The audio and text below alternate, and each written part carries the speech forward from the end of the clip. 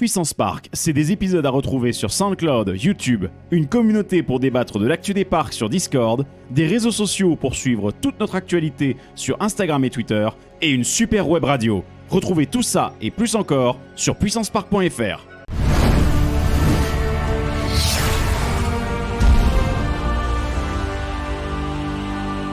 Et bonjour à tous et bienvenue dans ce tout nouvel épisode de Puissance Park en comité un peu restreint cette fois-ci, pas vrai Benji Ouais, effectivement, salut Greg.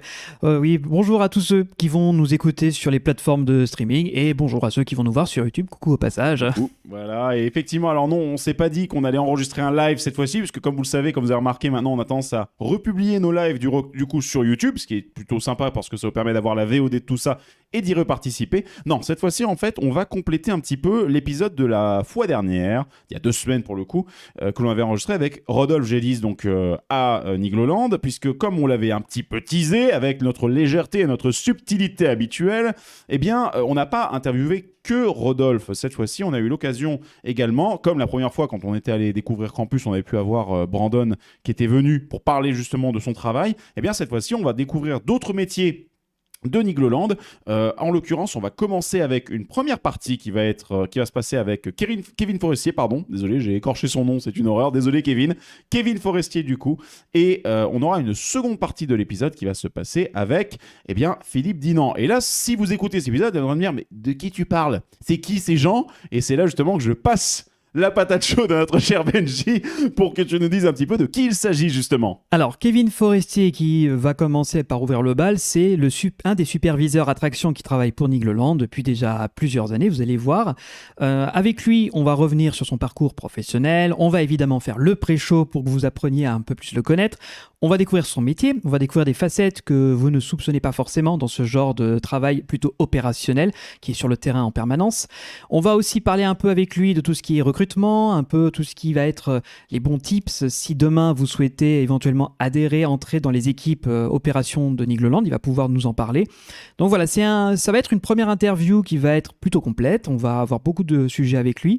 Et c'est en même temps quelqu'un qui, à l'image de Rodolphe et de Philippe qui va suivre, est passionné par son métier, qui avait un rêve et qui a réussi à le réaliser, le matérialiser. Donc ça, c'est assez génial. Donc vous allez sentir avec lui la passion, son amour du travail bien fait et ça, c'est cool. On va aussi recevoir donc dans la deuxième partie de cet épisode Fleuve, qui est donc une double interview. Ce sera une interview plus courte pour le coup, celle-ci. Voilà, qui est un peu plus courte. On va revenir dessus juste avant de vous permettre de voir l'interview. On va donc recevoir Philippe Dinant, qui est le directeur technique de Nigloland. Quelqu'un qu'on a pu voir effectivement pendant l'ouverture de Campus Expédition en 2021, qui a un peu présenté l'attraction, qui a un peu guidé les équipes d'influenceurs et de créateurs de contenu quand on a pu faire l'attraction. Mais c'est aussi quelqu'un qui, dans l'ombre, prépare les futures nouveautés, a la main mise sur la technique, la maintenance, beaucoup de sujets. Alors ce sera une interview qui est plus courte que celle de Kevin Forestier pour une raison toute simple, c'est que le timing qui nous avait été alloué était plus restreint.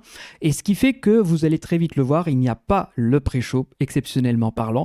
On va directement enchaîner avec les questions qu'on avait prévu de lui poser. D'ailleurs, je tiens à remercier Philippe Dinant d'avoir débordé un peu sur le timing qui était prévu à la base. Légèrement, c'est-à-dire qu'il a fait x2. Mais voilà, on avait une dizaine de minutes finalement, il nous a accordé une double. Alors c'est encore une fois, merci Philippe. Mais c'était passionnant, aussi bien Kevin que Philippe, c'était passionnant de vous écouter parler. En plus, Philippe, vous allez découvrir, il va en parler, il va l'évoquer de lui-même. Disons clairement, il pèse bien. Je veux dire, on sent vraiment qu'il y a le savoir-faire, il y a la passion de la technique, le côté justement du puzzle, tu vois, du casse-tête où tu essaies de résoudre quelque chose. Et vous allez voir, ça transparaît dans toute l'interview. Et franchement, c'est une personne tout aussi passionnante que Kevin. Donc du coup, je vous propose peut-être qu'on commence tout de suite le bal avec Kevin Forestier, donc du coup, et on va parler donc des opérations à Nigloland. Nous accueillons un invité qui est Kevin Forestier. Bonjour à vous. Qui est donc superviseur des attractions à Nigloland. Tu vas nous expliquer un petit peu ce que c'est comme métier et ses particularités. Et du coup, si tu as déjà l'occasion d'écouter nos épisodes, on a l'habitude de commencer par le pré-show, c'est-à-dire savoir un petit peu ce que tu aimes ou que tu n'aimes pas dans l'univers des parcs. Et donc, on va te poser quelques questions. Moi, je vais commencer par la première qui est: est-ce que tu as un parc préféré ? en sachant que si tu dis Nigloland, c'est trop facile. Ouais, mais forcément. J'ai beaucoup apprécié Disney Mall Kingdom en Floride. Ah oui, Dans les parcs que j'ai pu visiter. Ouais. beaucoup de verdure comme au Nigloland. Voilà, et de belles thématiques, de belles attractions. Ouais, j'ai beaucoup aimé. Ok. Valentin, je te laisse poser la question suivante. Oui, alors on va parler maintenant à l'opposé, ton parc que tu détestes par-dessus tout. Alors, Walligator. Walligator. Cette réponse franche et directe. il n'y a pas, ok, t'as pas besoin de réfléchir, Non, non. ok. Celui de Grand Est ou Grand celui... Est. J'ai D'accord, pas encore oui. eu la chance de faire le Sud-Ouest. Ah oui, ok. Mais On comprend aisément pourquoi. bah oui, c'est pas très difficile. hein, Voilà, je vais pas expliquer pourquoi. malheureusement. Voilà. Mais alors, on a parlé des parcs, il y a aussi des attractions. Est-ce que tu as une attraction que tu aimes le plus? Il y a une attraction où je suis sorti que j'ai vraiment adoré, c'est Flight of Passage justement à Disney Animal Kingdom dans le land de Pandora, Ok. qui m'a vraiment bluffé. Vraiment, que ça soit la file d'attente, l'attraction en elle-même, j'ai adoré. Est-ce que ça Vraiment. a contribué à faire que Animal Kingdom reste ton parc préféré? Peut-être aussi, c'est vrai, parce que cette zone-là, je trouve magnifique. Alors que moi, on me l'a super bien vendu et j'ai été un peu Et déçu. t'as Ah ouais. et t'as été déçu. Ouais. Ouais, ouais. Tu l'as fait de nuit? Je l'ai fait alors je suis rentré 2 jours, je suis sorti, il faisait nuit parce que la file d'attente était très longue. Mais C'est vachement bien fait parce qu'on a fait le Flight of Passage, il faisait nuit dans le film, on ressort, il fait nuit aussi, c'est Ouais, ils sont incroyable. forts. c'est vrai, Ils c'est sont vrai. forts ces Américains. Quand on est rentré quand à même. 10h du matin, on est ressorti, il faisait nuit, c'était super. C'est vrai, mais t'as pas aimé. Bon, Ouais, non, un peu déçu. Après, D'accord. ça reste très quali. ouais, moi j'ai vraiment aimé. Ouais. Et la petite rivière aussi à côté, t'as aimé? J'ai pas pu la faire. Ah. Donc j'ai Non, pas fait tu fais des choix parce que c'est 200 minutes d'attente Flight of C'est ça. Passage Mais et 200 minutes la C'est rivière. exactement, fallait Et faire un tu te choix. dis que la rivière c'est un peu pété, donc du coup tu prends C'est ça. Flight of Alors Passage. que a priori c'est très bien aussi, mais j'ai pas pu le Oui, faire. mais après un peu trop classique. C'est sûr Ouais. que tu préfères un truc qui est assez Voilà, innovant, quoi. exactement. Et du coup, est-ce qu'à l'opposé de ça, il y a une attraction sur cette planète que tu détestes et que tu ne veux plus jamais refaire? Là comme ça. Ou un spectacle? Ou quelque chose que t'as juste détesté faire, ou que t'as vraiment un mauvais souvenir, t'es sorti de là, t'as souffert le martyr, ou alors c'était. Bah, il y en a ultra beaucoup des décevant. attractions comme ça, où on Bien sort, sûr, où on bien n'est pas sûr. bien. Mais là, comme ça, une plus que d'autres, non, j'en ai pas. Non, pour le coup. Et même si c'est une attraction, par exemple, qui a disparu, qui a été fermée, qui a été supprimée, que tu as pu connaître à l'époque, en sachant que, ouais, c'est soit parce que tu avais peut-être aussi des attentes. Tu t'es dit, ah, bah, j'en attendais beaucoup, et au final, non, c'est pas du tout ce qu'on m'avait vendu. Un peu comme Val, qui Ouais. espérait beaucoup. Attention, je déteste pas, j'ai Non. juste que moi ça m'a déçu. Voilà. Mais Ouais. peut-être que toi, Ou tu alors t'en une es attraction sorti. qui t'a déçu, peut-être? Non? Non, là, comme Non, ça, t'aimes vraiment, non, ouais, Non. vraiment. Eh bah, écoute, tant mieux, alors ça, t'es optimiste, c'est cool. Même Flight Force, quoi. Même Flight Force, ouais. J'y ai pas pensé. Ah Non, on peut pas dire que je déteste. Non, Ouais. je peux pas dire ça. Mais tu préfères Rock que. Oui, je suis team rock, mais Ah ouais, mais on c'est peut pas, bien, je peux c'est pas bien. détester. Non, on peut pas détester. Pas de souci. Et alors, ça nous emmène à une autre question, c'est le plaisir coupable. La dernière question? C'est il en reste une encore. il en reste une dernière. Ah oui. C'est de savoir, donc il y a une attraction que toi tu apprécies, mais que la grande majorité des visiteurs vont snober ou ne pas aimer tout court, mais toi tu peux pas t'empêcher de l'aimer. Ouais, j'ai bien aimé le vieux Schwarzkopf Scorpion à Busch Gardens Tampa en Floride. Donc c'est-à-dire que dans un parc avec des coasters ultra modernes, donc c'est le truc qui a plus de 40 balais. C'est ça, mais justement parce que j'en attendais rien et j'ai trouvé ça pas si mal. Ouais, mais en fait c'est C'est parce ça. que c'est très bien conçu en fait et c'est Ouais. vachement fluide. Et on se retrouve à faire un looping avec une simple barre et non un harnais. Oui, c'est et- vrai, j'avais oublié. Aux États-Unis, c'est assez rare. À une Oui. époque, il y avait une loi justement C'est qui clair. forçait le harnais partout. Voilà. Et là, tu te retrouves avec ta vieille On se retrouve barre comme voilà des trains un peu à la Psyché Underground. à l'ancienne. Exactement, et j'ai bien aimé. Bah, en général, quand tu t'assois et que tu dis, oh, il y a juste une barre, oh, rien à craindre. Le visiteur lambda s'attend pas à être retourné Ouais. dans cette Sauf attraction. que là, ouais. le truc est apparent de partout. Tu vois le looping, c'est même le truc qui Ok, t'attire. ok, Tu vois, c'est donc clair. tu C'est es clair. au courant de ce que tu fais. Et Quand en même. plus, il a des couleurs bien pétantes Oui, pour oui, bien oui, se il ressort dégager bien. du paysage. Et Donc on s- littéralement, tu peux Et pas on le louper. sent que la conception, c'est un peu dans un délire de le déplacer, de le démonter. Ah bah oui, Parce qu'il complètement. est très compact Oui, oui, oui. et tu vois les séparations entre les bouts de rail Ouais, à chaque ouais, fois ouais. avec les Mais justement, boulons. c'est ce côté un peu vintage que j'ai bien aimé. Ok, très bien. Bien sûr, ouais, À c'est l'ancienne. toujours de très bonne facture les créations Schwarzkopf. Bah oui, Et, c'est clair. et pour finir, du coup, Qu'est-ce qui Dernière t'a question. mis le pas à l'étrier des parcs? Quel est ton parc de la maison, le home park? Alors le home park, bah, ça va vous surprendre, mais c'est Nigloland. Non, c'est pas vrai. Incroyable. Je crois que je suis venu, la première visite, je devais avoir 6 mois. Et je pense que c'est ce qui a fait que... Voilà, Et tu te rappelles, c'était bien. je me rappelle pas, mais en tout cas, c'est ce qui m'a donné envie de venir travailler ici. Et du coup, est-ce que c'est un peu comme dans le Truman Show, la famille Gélis t'a repéré, ils t'ont mis dans un berceau avec Niglo et Niglotte, Non. et puis voilà, t'as grandi ici, tu connais que ça? Mais peut-être que du coup, t'habitais pas très loin. Oui, non j'habite pas loin. J'habitais pas loin chez mes parents, donc voilà. Ok, très bien. Eh ben, c'est parfait parce que ça nous fait la transition pour parler un peu de ton parcours. Oui. Avant de Alors- devenir superviseur. Oui, tu voulais dire Ouais, quelque chose, je Joanne? voulais dire qu'avant peut-être de parler de ton parcours, moi je voudrais peut-être en savoir plus sur concrètement qu'est-ce que c'est que le métier de superviseur d'attraction. Comme ça, après, tu nous parles de ton parcours sur comment t'es devenu ça. Ah bah si tu veux. Alors faisons ça.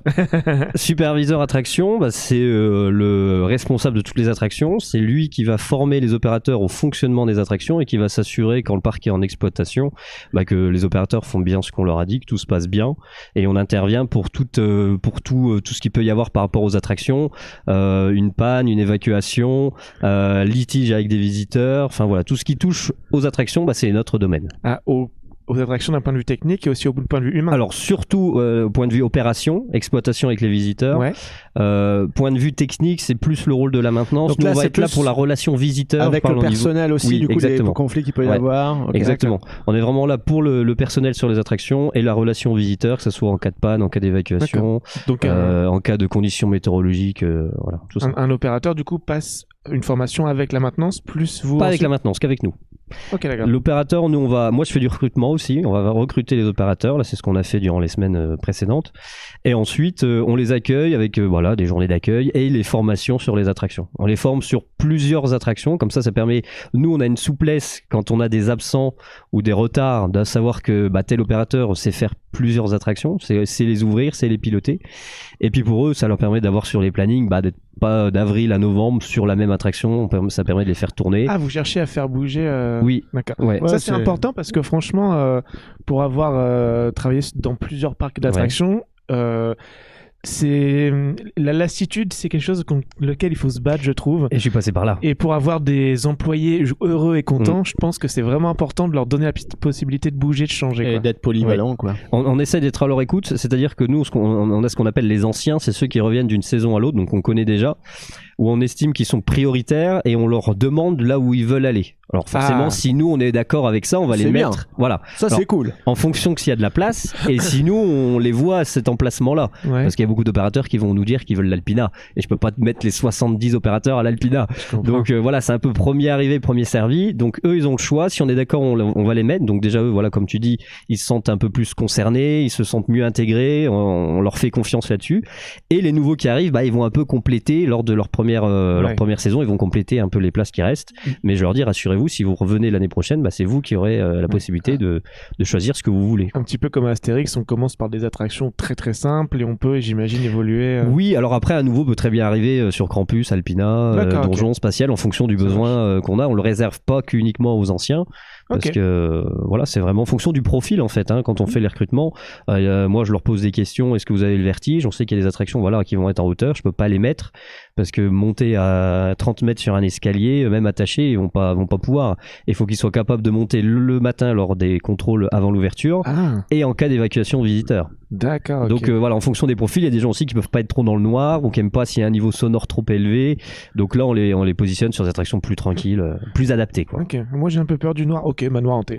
Voilà. En fait, moi, quand je leur pose des questions, ils doivent se demander pourquoi je pose ça, mais moi, tout de suite, je note quelle attraction déjà il pourra pas aller. Est-ce que vous croyez au fond C'est bien ça. C'est ça. Ça, c'est vraiment bien l'espèce de finalement de personnalisation du profil Ouais, qui ça y est, correspond à l'attraction. Parce Oui. qu'il y a énormément de parcs où c'est vraiment. On peut parler de notre expérience avec Disneyland c'est Paris. aléatoire, c'est On va aléatoire. Moi, on j'ai va eu mettre la les pieds dans le chance. plat. J'ai eu la chance moi de pouvoir choisir. Mais bon, il y avait tout un contexte autour. Mais c'est pas donné à tout le monde, c'est très aléatoire, quoi. Bah oui. Tu tombes là-dessus, c'est Alors après, arbitraire. voilà, c'est point aussi. barre. Alors là, on est avant la saison, donc là, toutes les places sont à pourvoir. Après, forcément, on va faire du Oui, bien recrutement sûr. toute l'année.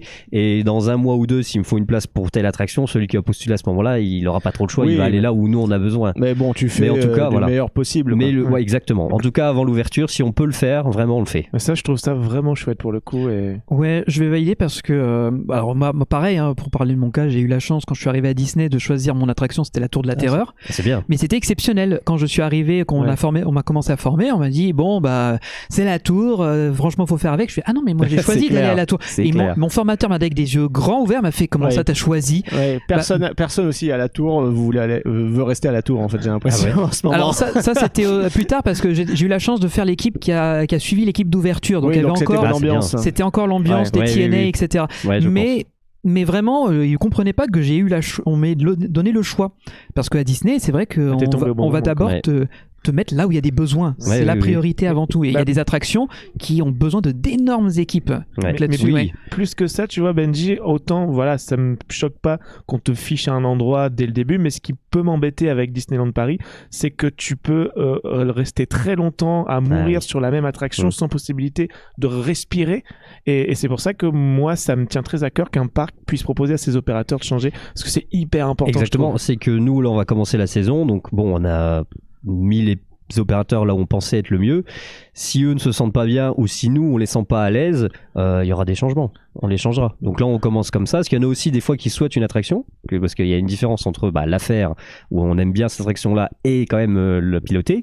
Et finalement il y en a qui nous disent ah ouais mais non finalement ça me plaît pas. Et donc on peut Ou faire alors des c'est- ajustements. Ou alors c'est épuisant parce voilà. que il y a vraiment un gros turnover en tant que Exactement. visiteur. Oui, c'est vrai beaucoup de que gens qui physiquement, circulent. travailler capacités sur, je importantes. vais faire des exemples extrêmes entre Campus Expédition et le petit train qui fait le tour du parc. c'est différent. Il n'y a pas du tout le même rythme de travail. quoi. Exactement, c'est différent. Il y a des attractions beaucoup en extérieur, donc vous êtes soumis à tout ce qui est conditions météorologiques. Hein. S'il pleut, s'il fait froid, s'il fait très chaud, vous êtes soumis à tout ça. Puis il y a des attractions plus confortables qui sont climatisées, chauffage et tout. Donc c'est vrai que des fois, ça joue en fonction des personnes qui préfèrent aller là plutôt que. Et puis il y a les Warriors qui peuvent rester sur le bobsleigh pendant 30 ans. Exactement. Exactement. Ça t'a traumatisé. hein.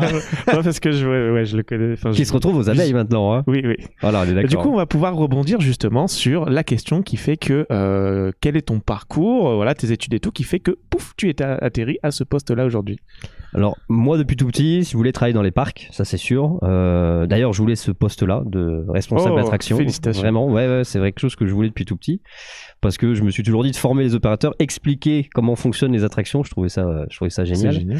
Et puis, j'ai toujours voulu travailler à Nigloland parce que voilà, c'était mon home park. J'habitais pas loin. Après, j'aime les parcs en général, mais il y a aussi ici, il y a quelque chose qui fait que. Oh, la boucle est bouclée. quoi. C'est vrai. Non, mais c'est vrai. C'est fantastique. Ouais. C'est pas facile d'obtenir le poste que tu veux dans un parc. C'est vrai. Ouais, Et là, pour le coup, beaucoup de chance. Ouais, carrément. Et j'ai fait des études qui n'ont rien à voir parce que mes parents m'ont toujours dit non, mais les parcs c'est bien, mais si ça se passe pas bien, il te faut quand même un bagage, il te faut quelque chose. Je te rassure, tous nos parents nous disent ça. Voilà. Alors j'ai quand même fait, j'ai fait un BTS dans l'informatique, dans le développement de logiciels et de sites internet, donc ça n'a vraiment rien à voir parce que j'aime beaucoup aussi. Je suis un peu geek sur les bords, donc j'aime bien l'ordinateur, tout ça. Nous aussi, on en connaît un. Ouais, je crois. Donc, exactement. Donc j'ai fait ça, mais en parallèle, dès que j'ai eu 18 ans, je suis arrivé à Nigloland en tant qu'opérateur, donc en 2013.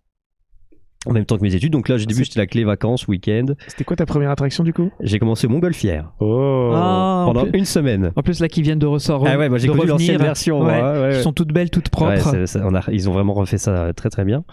J'ai fait une semaine au Montgolfière et après j'ai fait toute la saison au Manoir Hanté. Parce qu'ils avaient un besoin. Il y Alors, avait, L'attraction préférée, c'est pour ça Johan que- vient de s'étouffer. Ce que tu viens de dire, son attraction favorite. C'est vrai, parce qu'à jaloux. l'époque, personne ne voulait, aucun opérateur ne voulait Ah du ouais manoir.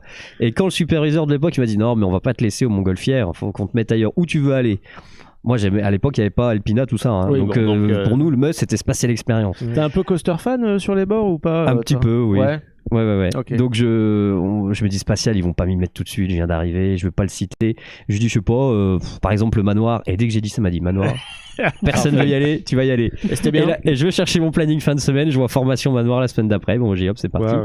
Et j'ai fait toute la saison, mais j'ai fait Halloween au manoir. À l'époque il y avait ce qu'on appelait un chatouilleur, il y avait quelqu'un qui venait vous toucher dans le comme parcours. dans l'époque des trains fantômes. quoi. Exactement. Il y avait un cercueil à l'entrée de la file d'attente où quand vous passez devant le cercueil s'ouvrait et tout. Je veux dire, on était plusieurs un peu dans l'attraction. On était tous maquillés, mais Ah et ouais. il y avait une ambiance de dingue. J'ai passé un des meilleurs Halloween dans le manoir. Ouais, tu Vraiment. m'étonnes. C'était l'attraction d'Halloween. Donc moi, forcément... si tu me demandais mon choix, ça serait ça. Et, Ah ouais. et j'ai un rêve personnel que j'espère un jour réaliser à Nigloland, c'est de faire le parcours à pied dans le train fantôme. C'est fait. Voilà, comment il a casé. On verra ce qu'on peut faire. C'est fait. Non, mais ouais. Et j'ai fait tout le reste de la saison manoir. Et puis après, ils m'ont mis spatial, bobsleigh, air meeting. J'en ai fait beaucoup. Et après, Alpina est arrivé. Alpina, Schlitt, Grande Roue. Et c'est en 2019 que l'ancien superviseur part pour faire autre chose. Et je me retrouve avec le superviseur qui, avant de partir, me dit bah tiens, t'as rendez-vous au bureau. J'ai dit, oh, normalement c'est pas bon. J'arrive dans l'entrée des bureaux, j'ai la DRH, j'ai Rodolphe, j'ai Philippe Dinor, directeur technique. Viens Kevin, on va parler. Oula. Là, j'ai refait toute ma vie à défiler. Qu'est-ce que j'ai fait comme connerie. Non, mais tu te dis déjà, bon alors, candidature pour trouver un autre boulot ailleurs. C'est ça. Surtout qu'on ne savait pas que le superviseur à l'époque partait, donc il n'y avait aucun soupçon qui pouvait me dire tu vas pour ça. Petit coup de stress. Je m'installe dans les bureaux et on m'annonce écoute, il va partir et on pense que ça peut être une place pour toi. Alors là, je crois que ça a été l'un des plus beaux jours de ma vie. Avant de partir, il m'a formé sur les 43 attractions et il est parti. Et donc j'ai pris la place en juillet 2013, juillet 2019, pardon. Juillet 2019. 43 attractions. Ouais. Faut quand même un gros bloc-notes pour noter toutes les procédures. J'ai toutes les notices et on a tout. Elles ont tous une spécificité ou il y a énormément de Il y en a qui se ressemblent. Je veux dire, les attractions à piste, taco, tracteur, camion, hérisson, dragon, tous ces systèmes-là fonctionnent un peu pareil. Après, nous, on achète beaucoup chez Mac, donc les attractions de chez Mac se ressemblent. Il faut parler allemand du coup pour lire les notices. Non, c'est sympa, ils nous les traduisent. Bon, des fois, c'est mal traduit, mais c'est traduit. Après, nous, on les refait aussi nous-mêmes à notre sauce. Ils traduisent bien les couleurs des boutons. Oui, c'est important. Mais on a les anciennes versions, on le voit bien avec Spatial. Maintenant, Alpina Krampus, clairement, c'est les mêmes au niveau du pupitre, du fonctionnement, ça se ressemble beaucoup. Voilà. Spatial, on voit qu'il commence à dater. Il a les anciennes versions. Mais donc non, ça se ressemble un peu parce que voilà, on a les pupitres se ressemblent. Et puis après, il y a aussi le parc qui fait le choix de les faire un peu pareil, de mettre les boutons au même endroit, que ça soit quand même plus simple pour les opérateurs. Standardisation finalement. Exactement, standardiser l'emplacement des boutons. Ça, c'est le choix du directeur technique de faire ça. Ouais. Alors, en off, avant qu'on commence l'interview, tu nous as dit que tu as eu une vie avant de devenir superviseur.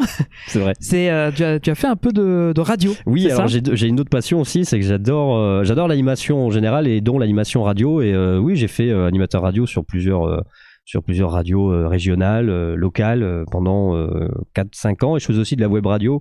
Donc voilà, je crois que vous connaissez de la radio sur Internet, pour ceux qui ne connaissent pas. Mais j'ai fait... ça, c'est quand j'étais beaucoup plus jeune. À 14-15 ans, voilà, j'avais table de mixage, un micro dans ma chambre et voilà. Mais du coup, les parcs, ça vient reboucler parce que tu es la voix qu'on entend dans le parc Nigloland. C'est vrai qu'il y a pour les annonces. Oui, du coup que Rodolphe un jour me dit on va acheter une voix et tout. Je dis tu sais, moi je peux faire si ça te plaît, si ça te convient. Donc depuis le tout début qu'il y a les feux d'artifice, donc depuis 2014, c'est moi qui fais les annonces l'après-midi, tout est enregistré. Et puis juste avant le tirage de feu, il y a des messages en cas d'annulation de feu, tout ça, c'est moi qui ai enregistré ça. D'accord, sachant qu'il allait en plus embaucher quelqu'un pour faire la voix, est-ce que du coup tu as une prime pour enregistrer ta voix? Ou ça fait partie de ta fiche de poste? C'est cadeau. C'est cadeau, qu'est-ce que t'es généreux quand même. Exactement. Qu'est-ce que je ne ferais pas pour Nigloland? Quel scandale. J'ai une petite question moi qui reboucle sur ce que tu disais juste avant sur la formation de 45 attractions, beaucoup en tout cas.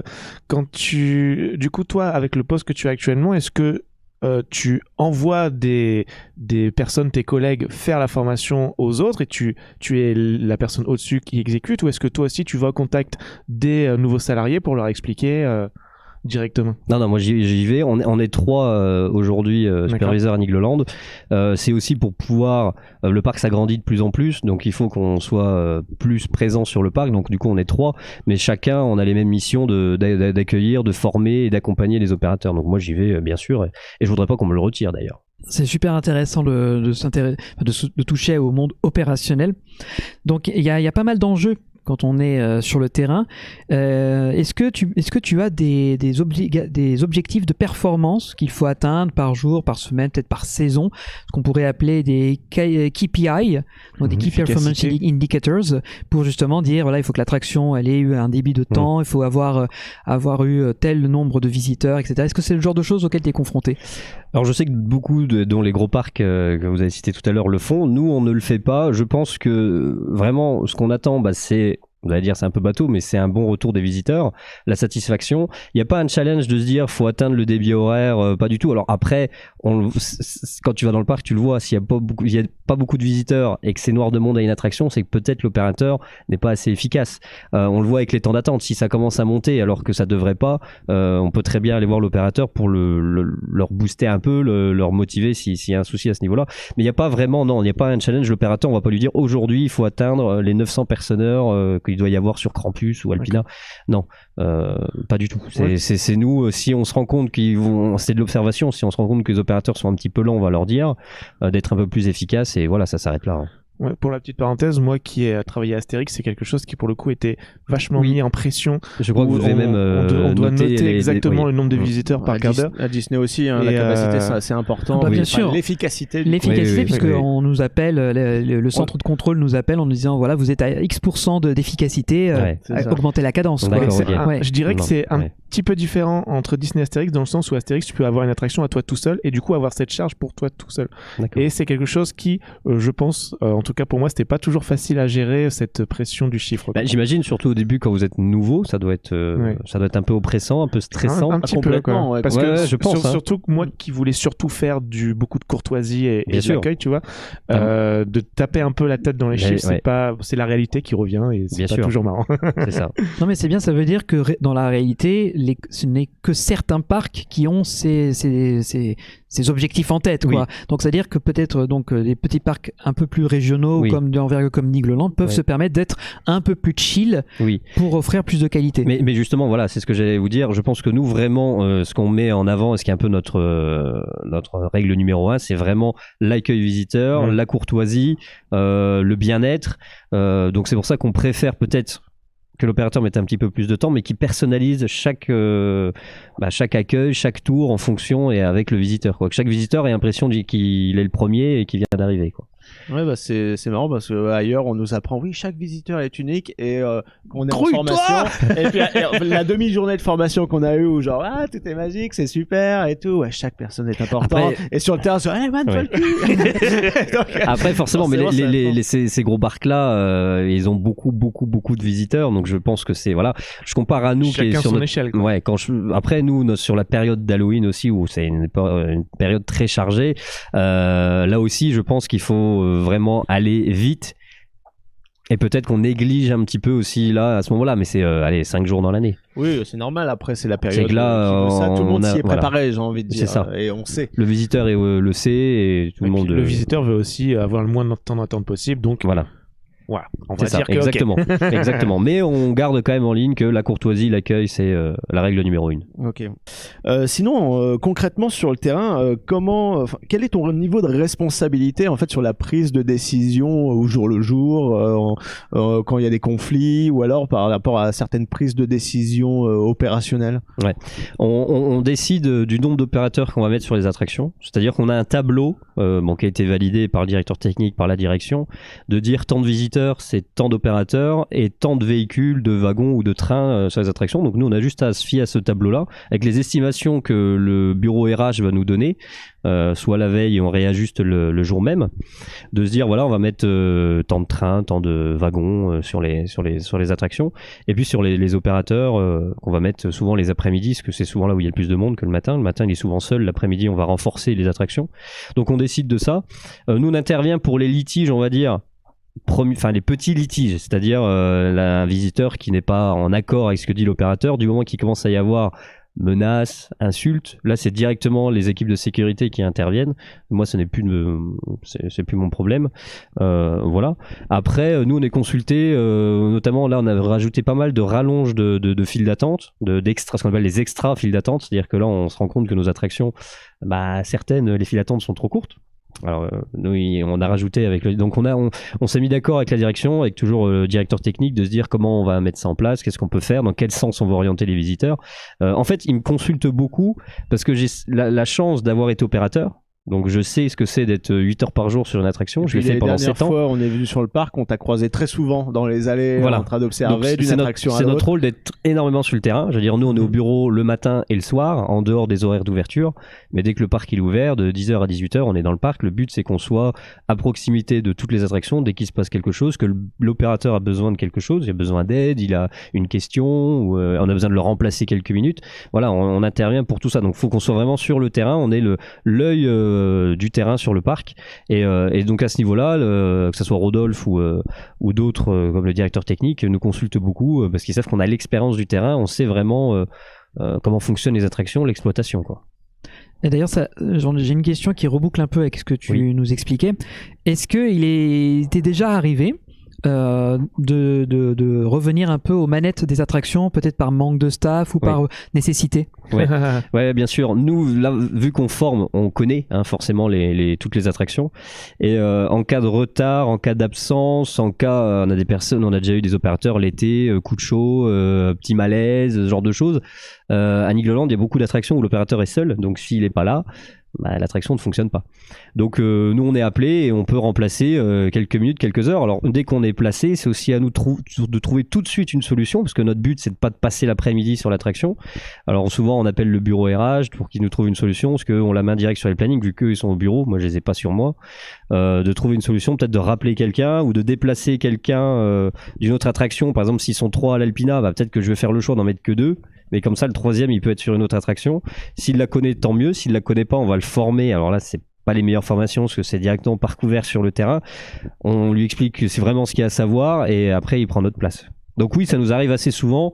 Et je pense qu'il faut garder aussi de temps en temps de rester dessus, parce que j'ai beau avoir été opérateur pendant 7 ans, je pense que des fois les visiteurs changent.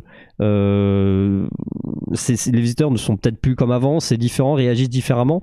Et je pense que c'est toujours bien de temps en temps de revenir à l'essentiel pour, quand on forme un opérateur, vraiment avoir la légitimité de se dire je sais de quoi je parle, j'ai été à ta place, et de pas se dire ouais mais il va me répondre t'as fait ça il y a 10 ans. Non, je le fais encore de temps en temps et voilà, au moins on peut dire je sais de quoi je parle, quoi. D'accord. Et d'ailleurs par rapport à l'évolution des réactions de certains visiteurs à bord des attractions, est-ce que ça t'est déjà arrivé de faire évoluer finalement certaines procédures par rapport à ça, ou pas du tout? Par exemple peut-être avec l'apparition des téléphones portables où on se filme beaucoup dans les véhicules. Évidemment, ça c'est un fléau dans les parcs, l'utilisation du téléphone portable ou des objets qui s'envolent. Beaucoup de parcs mettent des filets ou mettent, maintenant on voit carrément les portiques d'aéroports, beaucoup aux États-Unis ou même maintenant à Surfly à Fantasyland, et on est obligé parce que maintenant on a beau interdire, les gens rentrent quand même avec des objets qui s'envolent.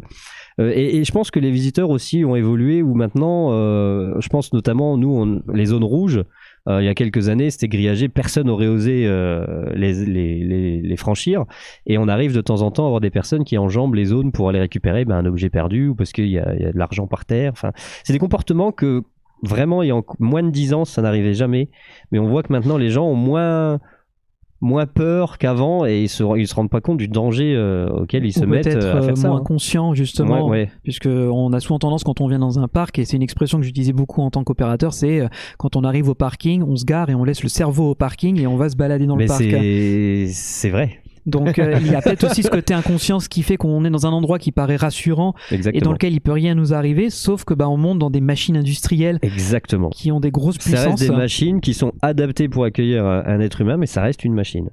Et malheureusement, on le voit, la plupart des accidents, il y a des accidents techniques, mais souvent c'est un mauvais comportement du visiteur ou même de l'employé. Quand je vois des accidents d'attraction où c'est un opérateur qui s'est fait qu'il y a eu une collision parce qu'il a été chercher un objet dans le parcours avec l'attraction en marche, moi ça me rend fou. Et je dis mais encore qu'un visiteur le fasse, tu te dis bon, il est pas conscient. C'est le plus à même de connaître mais ses propres la personne procédures. est formée pour. On ne fait que rabâcher ça, qu'il ne faut jamais quitter son poste, qu'il faut jamais aller dans le parcours, et ça arrive. Donc ouais. Mais les mentalités changent. Alors je sais pas si c'est en bien ou en mal, mais elles changent. Oui, effectivement. À surveiller une fois de plus. Ouais.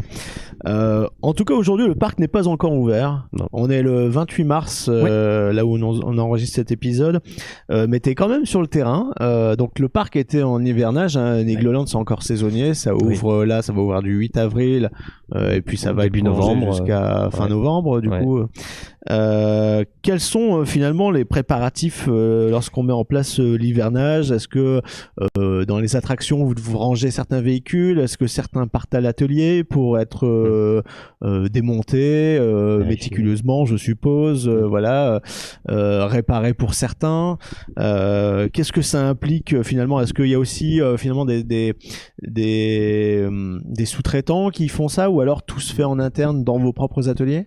Ouais, l'hivernage, ça nous prend un bon moment dès la fermeture du parc, hein, dès le lendemain de la fermeture. On a déjà de vider tous les bassins. Ça c'est voilà, et de retirer du coup tous les bateaux, que ce soit les bûches pour la rivière canadienne, les bouées de la rivière des Fées, les barques de l'Africa Cruise, tout est retiré pour vérification. Pour souvent les coques peuvent être endommagées, il peut y avoir des fuites, donc il y a toute cette partie là et tout est fait en interne. Hein. Toute la maintenance des attractions est faite vraiment dans les ateliers. C'est retiré avec une grue, j'imagine. On a pas une grue, mais un bras télescopique, oui, voilà, okay. pour sortir les véhicules. On a alors, certaines attractions ont leur propre garage qui permettent justement de faire la maintenance sur place. Par exemple sur les attractions modernes, hein, Campus, Expédition, évidemment les rafts restent dans leur voie de garage, hein, c'est fait pour, on peut les poser à côté au sol, comme ça la maintenance peut intervenir. Donc il y a toute cette partie là. Après nous on s'occupe avec mes collègues superviseurs de bâcher toutes les attractions. Même certains décors sont bâchés, donc pour éviter une usure prématurée, exactement, par les conditions météorologiques extrêmes. Pour conserver les peintures, même les assises, tout est en mousse, hein, donc ça a vite fait de avec le froid. Ouais. Exactement, le froid, le gel, la neige, enfin toutes nos conditions climatiques. Donc ça nous prend un bon moment. Et puis après la maintenance, il y a aussi le calage des attractions, c'est-à-dire qu'il y a beaucoup de véhicules pour ne pas qu'ils restent posés sur leurs roues et que les roues deviennent des ballons de rugby. On va les surélever, mettre des cales en bois dessous. Par exemple, pour le véhicule du manoir, le disque du Grizzly qui pèse plusieurs tonnes. Forcément, si vous le laissez comme ça, vous revenez en avril, les roues sont complètement arrondies. Ouais, je vois ce que tu veux dire. Donc, pour conserver ça, ils sont mis sur cale et comme ça, les roues ne touchent pas le rail. D'accord, ils sont surélevés. C'est uniquement pour les attractions à piste. Je pense il y a les canards également. Pour les coasters, non, pas du tout. Mais ouais, toute cette partie-là. Et puis ensuite, la maintenance s'entame. Il y a de la maintenance préventive, c'est-à-dire que ils ont un calendrier de se dire tous les temps de temps, tous les ans ou tous les 6 mois. Je ne connais pas exactement pour chaque attraction, mais ils récupèrent un véhicule. Par exemple, il y a une année, ils vont faire, je prends le spatial, il y a 2 trains, ils vont faire un train une année, l'année d'après, ils vont démonter le train numéro 2 juste pour vérifier si tout va bien. Il n'y a pas de raison de le vérifier, mais ça fait partie de la maintenance préventive de se dire, on le vérifie, même si on n'a rien à lui reprocher, ça peut éviter que dans quelques années, on ait une casse. Donc, et après, il y a de la maintenance qui n'est pas préventive, qui là est obligatoire, parce que là, justement, il y a un doute. Il y a quelque chose où on n'est pas sûr, qui doit être vérifié, ou que le constructeur nous impose. Des fois, il y a des changements. Je pense notamment au Skyfly de chez Gerschauer, donc nous l'Air Meeting, où les rotations sont de plus en plus compliquées parce que c'est une demande du constructeur, parce que les jets étaient trop importants sur le corps. C'est pour ça c'est de plus en plus dur. Et si vous allez dans d'autres parcs équipés de cette attraction, il y a les mêmes problèmes. Hein. Vous avez toujours. Moi, je pensais que je devenais vieux. Non. La rotation est devenue difficile parce que le constructeur nous l'a demandé. Ah, d'accord. Il a rigidifié un peu. Les ailes s'inclinent beaucoup moins qu'avant, donc vous avez moins de possibilités de vous retrouver. C'est un scandale. Oui. Nul. Gerschauer, boum. Ça peut rechanger. Ça peut rechanger. Normalement, on a la TÜV qui va venir là, dans les prochains jours. On va refaire des tests de rotation avec des capteurs pour les jets. Et peut-être qu'on va pouvoir... Parce que le directeur technique, même la direction, est très déçu parce que l'attraction a perdu son intérêt principal. Les avions, en fait. Ouais, c'est ça. Ce qui était sympa, c'est de pouvoir faire des rotations et on ne peut plus. Donc l'attraction est sans intérêt, clairement. Il me semble que j'étais tombé sur une vidéo YouTube où justement quelqu'un dans ce type d'attraction arrive vraiment à faire. Ouais, ça c'était il y a quelques années. Peut-être que ça leur a fait peur, Mais donc là, c'est peut-être trop. C'est devenu rare. Voilà. C'est dur. Ça, c'était peut-être trop de faire 60 rotations pendant le cycle. Mais là, maintenant, on est à 0. Donc il y a peut-être moyen de faire entre les deux. Ah oui, quand même. Moi, ça va. C'est compliqué. Il y a possibilité, mais c'est quand même très compliqué. c'est aujourd'hui. 18. Moi. C'est pas mal quand même. 18. Bien, C'est bien, c'est bien. Moi, si j'arrivais à en bien. faire T'étais 3, à Trips Drill. c'était déjà énorme. T'étais à hein. Trips Drill. Ah oui. Trips Drill, ouais. À Nigloland, c'était 3 C'est hein, plus mon record. compliqué, ouais. Bah oui, Ouais. oui, oui. Parce C'est qu'on clair. nous a dit il faut mettre vers l'extérieur pour l'arrivée d'air. Oui, Il faut se mettre soit en On t'a avant. bien conseillé, et tout. c'est bien. Il y a toute Bah voilà, une oui. stratégie à mettre en place. Il a tout mis en place, hein. Tout était Ah, mais- bon, tout Genre, était aligné. voilà, Ouais, mais parce que pousser c'est le pas gamin possible. dès qu'on rentre sur l'attraction pour avoir le premier avion. C'est clair. Ah non, mais bah oui, parce qu'à chaque fois que j'essaye de tenter quelque chose, j'y arrivais jamais. Donc Ouais. on m'a dit, alors il faut que tu fasses comme ça et comme ça et comme ça. Bon, alors je tente. Oui, ça a marché. Enfin, c'était presque Bah le oui. miracle, quoi. Bah oui. Bah, c'est Mais je le comprends. but, L'année dernière, je suis venu et rien du tout. Bah ouais.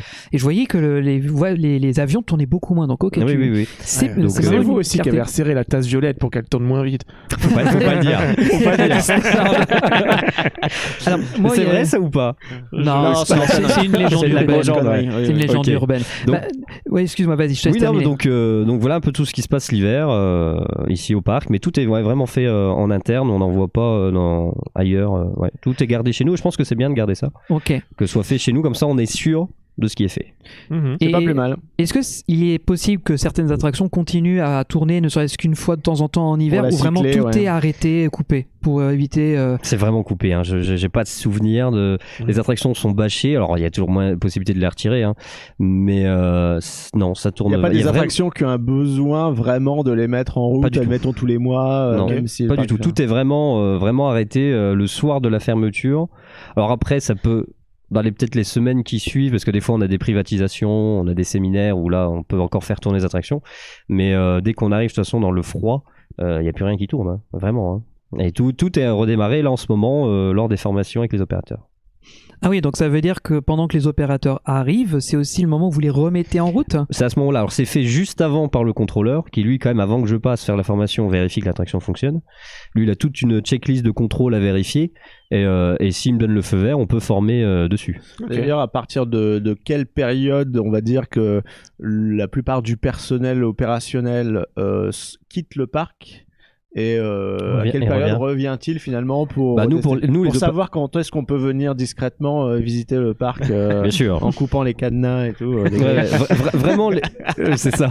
Vraiment, les opérateurs, eux, le soir de la fermeture, c'est fin de contrat pour eux. Alors certains, on en garde certains, mais pour nous aider pour le remballage, parce que il y a bon là, je vous ai parlé de la partie attraction, mais il y a aussi tous les restaurants qui remballent les terrasses, toutes les poubelles, les boutiques qui retirent tous les objets, la salle de jeu. Il y a voilà chaque boutique, chaque stand s'occupe de sa zone. Et ça, tu t'en occupes aussi? Et ça non, ça moi c'est vraiment uniquement la partie attraction. Ouais. Après c'est le manager de chaque restaurant qui avec son équipe va remballer les terrasses, les tables, tout ça. Et ils reviennent à peu près quelle Et période ils reviennent, avant l'ouverture justement, on y est, ils reviennent début mars. Donc Début mars pour le déballage, hein, okay. Maintenant on appelle ça le déballage. Remettre les terrasses, remettre quasiment tout un en mois place. avant C'est ça. l'ouverture. Moi les opérateurs ils arrivent mi-mars. Là, on a commencé les formations vers le 15. Il nous faut à peu près 2 semaines pour former tout le monde. Vu on fait à 2, ça va assez vite. Avant quand j'étais tout seul, on prenait plus de temps. Mais ouais, donc là tout le monde est là. Ils viennent une journée ou deux, ça dépend des attractions ou des zones. Hein, des fois, pour faire plusieurs attractions, ils viennent plusieurs jours. Et après, ils vont commencer. On va faire une journée d'accueil et après-midi entraînement. Donc la semaine avant l'ouverture, où là, on leur demande de venir, les anciens comme les nouveaux, pour s'entraîner sur les attractions. Parce que c'est la dernière répétition avant le début. Hein, à partir du samedi 8 avril, les gens qui vont monter dedans, c'est des clients. Donc il faut qu'ils soient prêts. Mais donc ça veut dire que c'est une journée de répétition générale, c'est sans public pour l'instant. Exactement. Vous restez entre vous. Oui, exactement. Nous, on aime bien, avec mes collègues, mettre un peu des situations, imaginer des cas qui peuvent leur arriver, que ça soit simuler qu'un enfant fait pas la taille, comment il réagit pour expliquer qu'il pourra pas accéder à l'attraction, des mini-conflits. Ce genre de choses, quelqu'un qui veut partir une casquette, comment il réagirait une journée d'orage, des trucs comme ça. Voilà, exactement, des exercices d'évacuation. Il y a également des exercices incendie, que ce soit dans le manoir hanté, dans le Spatial Experience, donc ils doivent connaître les emplacements de toutes les issues de secours, des extincteurs, les RIA, enfin bref, tout ce qu'il y a à savoir. Le B.A.B.A. Hein, voilà. Normalement de l'opérateur. Hein. Exactement, sur les attractions avec vraiment bâtiment où il y a un risque. Hein, le manoir hanté a un énorme risque d'incendie avec tous les décors. Donc on a ces exercices-là en collaboration avec le responsable sécurité du parc. Donc là il y a lui et surtout lui qui intervient et moi. Et puis on fera aussi plus quand le parc on va refermer là, à partir de la semaine au mois de mai, où là on va refaire, j'aimerais bien, on l'a déjà fait et j'aimerais bien le refaire. C'est des exercices vraiment d'évacuation grandeur nature, bloquer un train de l'Alpina en haut du lift et dire maintenant vous faites descendre les visiteurs, que ce soit au campus. Le donjon on l'avait fait il y a quelques années. Là c'est plus compliqué parce qu'on a l'intervention du Grimpe, donc l'équipe de pompiers spécialisée. Donc là on peut pas les faire venir non plus tous les ans ou toutes les semaines, ils vont pas, voilà. Mais faire entre nous sur certaines attractions, parce que nous on le voit en formation, ça reste de la théorie. Et je pense que le mieux quand même c'est de pratiquer. Donc j'espère pouvoir faire ça quand la période où le parc va être fermé la semaine. Et donc on a parlé des gens qui partent du terrain, mais qui restent concrètement pendant toute cette période? Tout l'hiver, forcément, vous avez toute la maintenance, tout ce qui est jardinier également, parce que le parc, si on le laisse comme il est, vous voyez votre jardin, si vous ne faites rien pendant plusieurs mois, c'est compliqué. Là, on a un jardin de 40 hectares à entretenir. Et puis bon, les pousses, faut les mettre vachement en amont. Voilà, on a beaucoup d'arbres, donc on a beaucoup de feuilles qui tombent, forcément. Donc il y a les jardiniers, il y a la maintenance, les maçons pour la partie construction. S'il y a des nouveautés, il y a toujours des aménagements qui changent dans le parc. Vous allez voir cette année, il n'y a pas forcément de grandes nouveautés, mais il y a on a vu plein de petits changements. Voilà, il y a plein de chantiers, des choses que le visiteur ne verra pas, mais qui est obligatoire pour le bon fonctionnement du parc. De la fibre optique qui peut être passée sous sol, des choses des nouveaux toilettes. Là on va avoir des nouveaux toilettes au niveau du Canada Bar. Il y a pas mal de zones qu'on améliore pour le confort des visiteurs et pour l'expérience. Cette année aussi, un grand changement, c'est qu'on a dû agrandir toutes nos plonges parce qu'on passe à de la vaisselle réutilisable. Donc il a fallu former les opérateurs de restauration sur ces nouvelles machines, sur ces nouvelles choses. Donc ça va changer un petit peu pour les gens de restauration. Donc voilà, il y a beaucoup de choses l'hiver. Les bureaux sont évidemment là tout l'hiver. Nous, les superviseurs, on est là aussi l'hiver et on ne fait pas notre boulot de superviseur parce qu'il n'y a pas grand chose à superviser. Mais on est rattaché au service maintenance, donc c'est nous qui faisons le bâchage, l'hivernage, et après on fait beaucoup de nettoyage avec la maintenance. On nettoie les trains souvent, alors c'est retirer toute la graisse pour en remettre de la neuve ensuite. Mais au moins on est obligé de nettoyer parce qu'après il y a ces phases de vérification de soudure, donc il faut que ça soit propre, sinon visible. Et visible. Voilà. Donc on entretient, on est souvent sous les trains, sous le Goldmine, sous le Spatial, sous l'Alpina. Dans le froid. Exactement. Alors certains maintenant ont des voies de garage chauffées. Mais ils fournissent les vestes. Exactement, voilà. Oui, c'est pas la meilleure partie de l'année, parce que forcément en effet il fait froid, c'est pas ce qu'on préfère faire, mais on est obligé pour que tout se passe bien la saison prochaine. Moi j'aimerais te poser une question un peu sur un autre sujet. Oui. Donc comme avec ton expérience déjà d'opérateur puis de superviseur, tu as donc pu voir des attractions à ouvrir à Nigloland. Oui. Est-ce que tu as vu des attractions qui depuis leur ouverture peuvent être considérées comme des réussites, donc en termes de popularité, donc où tu vois que la fréquentation est toujours pleine, et d'autres à contrario, qui malgré des bons investissements qu'on peut sembler initial, se sont révélés plutôt être à côté de la plaque ou des échecs? Ouais, je pense que dès que vous ouvrez un coaster, ça fait mouche, ça c'est sûr, ça fonctionne, on le voit avec l'Alpina, ça cartonne, Krampus, ça cartonne. Et j'ai un exemple qui me vient tout de suite d'une attraction où je pense qu'on s'attendait à mieux, c'est le Donjon de l'Extrême, qui est une attraction où il y a toujours très peu d'attente, parce qu'en fait on se rend compte que peut-être notre clientèle n'est pas prête à ce genre de sensation de chute libre. Ouais, exactement. Et la tour des petits fantômes cartonne, mais le Donjon de l'Extrême a du mal à avoir du public. De l'extrême. C'est vrai. Ouais. Les 100 mètres de chute. Il est très bien opéré et il a quand même une capacité qui est pas mal. Il y a une bonne capacité. Parce que le constructeur, c'est quelque chose qui tourne très très bien. Mais pour vraiment que vous ayez du monde au donjon, c'est qu'il y a vraiment beaucoup d'affluence dans le parc, alors qu'à côté un Alpina va vite se remplir et le donjon va avoir du mal à remplir la gondole. C'est marrant ça. Ouais. Après aussi le cycle est très très court. Oui, je pense que le débit joue, que c'est sûr que c'est un très bon débit, mais on voit que c'est une attraction où beaucoup de gens restent au pied, observent et se disent je monterai jamais. Moi ça m'arrange, comme ça j'ai toujours la possibilité de le faire. Voilà, pour les fans de tour, moi vous avez toujours il y a moins d'attente, c'est clair. Moi je l'ai fait une fois et c'est bon, ça va. Ouais. Maintenant j'aime beaucoup aussi. Oui. Et donc pour toi c'est on va dire un semi-échec un peu quand même. Je dirais pas un échec parce que bon voilà, ça plaît quand même, mais je pense que la direction s'attendait peut-être à un meilleur résultat. Ça a bien fonctionné la première année, mais depuis, je trouve que ça manque de public vers le donjon. Après, c'est aussi une attraction qui est, comment dire, difficilement personnalisable au niveau de l'expérience, parce qu'une fois qu'on en a fait une, c'est une variation de hauteur qui change, s'il peut y avoir éventuellement un petit tilt, oui. Ou alors une certaine variation de l'effet de chute, voilà. La façon de te surprendre finalement, de la façon. Je pense qu'après peut-être la seule chose, alors là je sais pas si vous êtes pour ou contre, mais c'est peut-être de rajouter de la VR sur ce genre d'attraction. Moi je suis complètement contre, je déteste ça. Mais après, tu pourrais vraiment modifier ce qu'on sait, comme tu dis, tu pourras pas changer les décors. Donc à un moment donné, quand tu peux pas changer les décors et que tu veux changer ton attraction, je pense qu'il faut se pencher vers la VR et qui pourrait peut-être être un petit plus sur l'attraction. Après, cela dit, je l'avais fait une fois. Et c'était d'ailleurs la dernière fois qu'on avait fait l'interview avec Rodolphe, quand on avait testé le Krampus. Et quand on était au sommet, il y avait un avion de chasse qui est passé juste génial. à côté de nous. C'est le meilleur moment. Ça nous a calmé. C'était pas mal. Au point où on a oublié que ça chutait à un moment. Le pilote nous a fait coucou et vous l'avez vu. Oui, je pense qu'il a fait « Oh merde, je suis peut-être trop près là ». C'est clair. Voilà. Ça arrive de temps en temps et je pense que c'est sympa. Ouais. Et est-ce qu'il y aurait une attraction qui, justement... est peut-être populaire, mais qui mériterait d'avoir un petit second souffle, profiter d'une petite mise à jour. On sait que cette année, donc il y a la Rivière des Fées qui va profiter d'un bon nettoyage avec une nouvelle bande son, de nouveaux décors, nouvelle végétation, nouvelle expérience. Ont été retapés aussi. Les montgolfières l'année dernière. Je pense que c'est bien justement ce choix de refaire certaines anciennes attractions. Il y en a d'autres encore qui sont prévues dans les prochaines années. Je pense que c'est bien d'ajouter des nouveautés, c'est bien, mais de refaire ces anciennes attractions, on le voit dans certains parcs où ça fait vraiment contraste. Je pense notamment, j'adore Fantasyland, mais pour moi il y a vraiment deux Fantasyland. Il y a la première partie qu'on adore, et une fois que vous passez les Windjazz, on se demande d'où c'est qu'on est. Pour moi mais non, mais c'est vrai, je trouve que c'est dommage parce que la première partie, et je pense que c'est bien le choix de Nigloland de se dire, voilà, dès qu'une attraction commence à être un peu vieillissante, que ça soit en termes de thématisation ou même comme peut-être le disait Philippe tout à l'heure, niveau technique, des fois voilà, il faut forcément changer parce que ça devient obsolète. Donc c'est bien ce choix-là. Et c'est important d'harmoniser en fait l'expérience. Exactement. Et ça vous permet de vous faire comme entre le nouveau et le vieillot. Ouais, c'est ça. Et ça vous fait comme une nouveauté sans en être une finalement. Donc ça fait comme une nouvelle expérience. On aime bien redire, à redécouvrir ici à Nigloland. Et je pense qu'il y a une attraction, mais il y en a même deux, mais peut-être le manoir hanté. En termes de décor, je parle.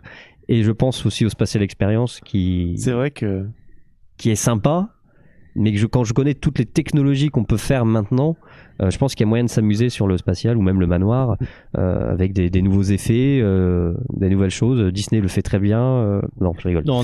Mais ou pas, non. Alors si tu veux confier gratuite, si tu veux confier un Space Coaster à quelqu'un, ce sera pas à Disney. C'est clair. mais je pense qu'un jour, enfin là, ça serait Rodolphe qui pourrait répondre, mais je pense qu'un jour, oui, elles seront refaites. Et est-ce que lorsque Rodolphe te parle d'une potentielle nouveauté, nouvelle attraction qui peut arriver sur le parc, est-ce que c'est à toi de lui dire, alors il faudra 2 opérateurs ou un seul ou... Alors il nous parle des futurs projets, parce que je pense qu'il m'en parle aussi parce qu'il sait que je suis un passionné. Je pense que ça joue beaucoup. Donc on est au courant, par exemple Krampus on le savait depuis un petit moment, là il y a des nouvelles choses qui sont prévues, donc on en discute. Et après oui, quand on établit ce fameux tableau d'affluence de temps de train, temps d'opérateurs, forcément on voit ça ensemble. Il va me demander mon avis, est-ce que là tu penses que là ça peut aller, et on le réajuste, parce que quand on a ouvert Krampus, il y a la théorie avant l'ouverture, puis une fois que c'est ouvert on se rend compte qu'on a dû réajuster, on mettait qu'un opérateur, mais en fait c'est pas possible d'être tout seul, vaut mieux être 2, voilà, donc on rechange, et là-dessus il est assez ouvert. Je pense qu'il prend en considération l'expérience et c'est bien. Bien sûr, donc t'es un peu force de proposition aussi dans c'est vraiment ensemble. Dans les idées du moins les types d'attractions. Après, est-ce que niveau thème sur le choix des attractions, vraiment non. Là, c'est lui qui décide. Il va me demander mon avis, mais il aura déjà décidé. Il va juste me demander ce que j'en pense. Mais je pense que si je lui dis non, et que ça viendra quand même à Nigloland, mais il va me demander mon avis, clairement. Mais beaucoup de choses, même là sur des nouvelles bandes son, sur des décors, je pense qu'il aime bien avoir l'avis des autres. Je pense pas à qui être le seul à qui il en parle, mais il sait que j'ai visité pas mal de parcs, j'aime ça, donc il aime bien avoir mon avis, D'ailleurs, en parlant de nouvelles expériences, de nouveautés, cette année, donc Niglo va avoir son application, son Oui. appli mobile, Oui, exactement. où il y aura les temps d'attente, il y aura pas mal de services qui, à terme, doivent apparaître. Oui. Est-ce que pour toi, tu penses que ça aura un impact sur le niveau opérationnel de voir ces temps d'attente pour les visiteurs? Moi, je pense que vraiment, je comprends même pas qu'on l'ait peut-être pas fait plus tôt. C'est quelque chose aujourd'hui. Alors avant, on n'avait pas les temps d'attente dans le parc, donc je pense qu'ils attendaient aussi ça de les avoir. Là, on voit qu'on a des panneaux avec les temps d'attente qui arrivent de plus en plus. Pour moi, c'est vraiment un plus pour l'expérience visiteur et ça permet une application. Voilà, on a les temps d'attente, mais de pouvoir leur envoyer des messages et notifications, c'est vraiment pour le côté communication, c'est obligé d'avoir ce genre d'outils. Donc l'application va vraiment faire du bien au parc pour les visiteurs, même pour nous, c'est un vrai plus. Elle est purement pensée pour les aider et pas justement pour les contraindre comme le font certains parcs des Non, fois. bien sûr, pour c'est pas du proposer tout des l'état options d'esprit. payantes, c'est pas l'état d'esprit Nous, du c'est tout. vraiment pour les accompagner, pour aussi pouvoir leur envoyer des messages, les horaires de spectacle. Ils vont pouvoir réserver à l'hôtel, ils vont pouvoir faire beaucoup de choses avec cette application. Donc je pense que c'est vraiment un plus.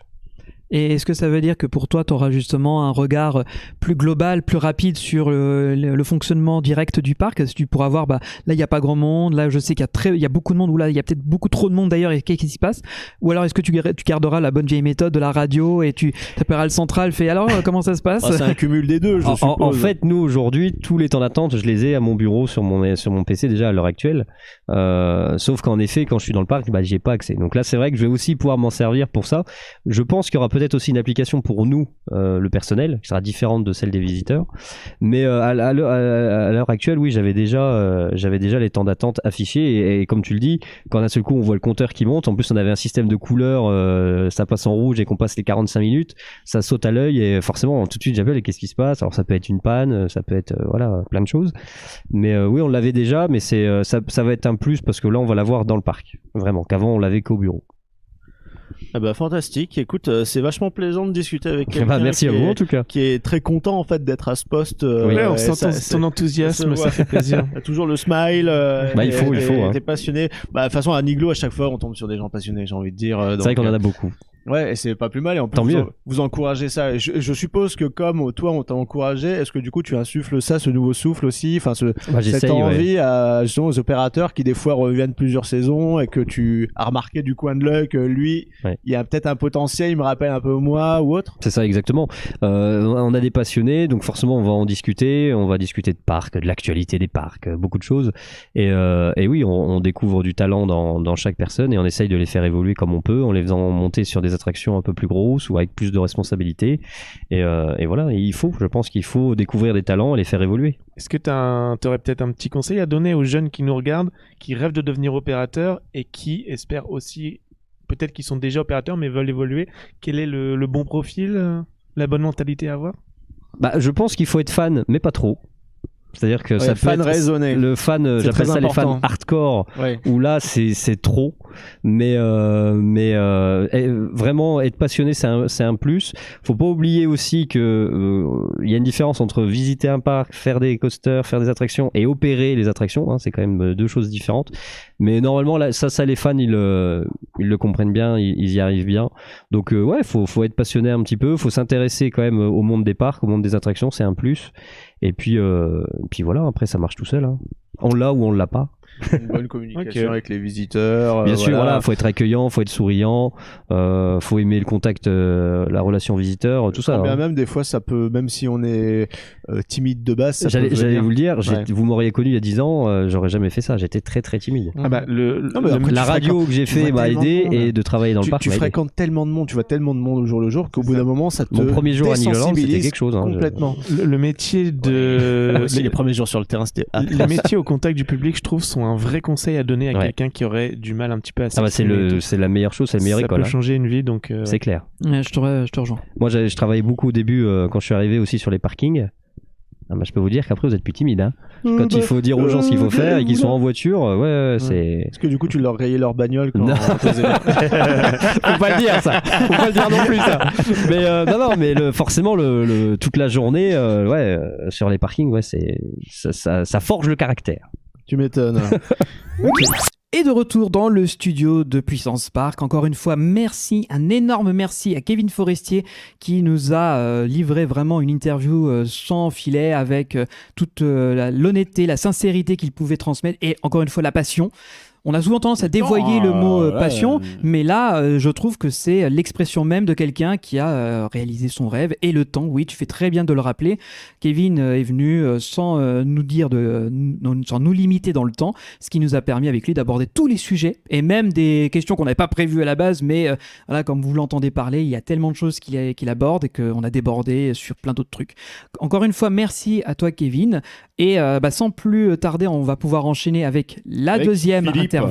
Voilà donc cet épisode spécial avec Philippe Dinan, je rappelle, directeur technique de Nigloland, qui a une petite interview un peu plus courte que celle de Kevin. Pas de pré-show, on va directement enchaîner avec les questions sur son parcours professionnel, l'expertise professionnelle qu'il mène au sein de la destination, et vous allez voir. On a souvent tendance à utiliser l'expression couteau suisse. Je pense que là, on est au-delà du couteau suisse. Clairement, on est sur un profil qui est assez exceptionnel, et je pèse mes mots parce que vous allez voir, il a passé des études assez élevées. Oui, encore une fois, pour toutes les personnes, là, pour le coup, parce que c'est vrai que dans Puissance Park, on a toujours tendance... On parle avec, on a l'occasion de parler avec des directeurs, des managers, des responsables, des créatifs. Les techniciens ou les personnes en ingénierie, on a eu l'occasion d'en avoir. Par exemple, nos amis d'INS Rides, même Jean-Marc dans un certain domaine, puisqu'il a touché à tout. L'interview quand il avait parlé, quand on l'avait rencontré justement pour le Transdémonium à l'époque. Mais là, l'avantage, vous allez voir justement ce côté plus technique, tech pure, trouver des solutions, etc. Et ça, si certains d'entre vous sont plus justement de ce côté-là, ça devrait vous parler certainement aussi. Donc du coup, let's go. On est avec Philippe Dinan qui est responsable de maintenance du parc, donc entretien des attractions, des spectacles, tout ça.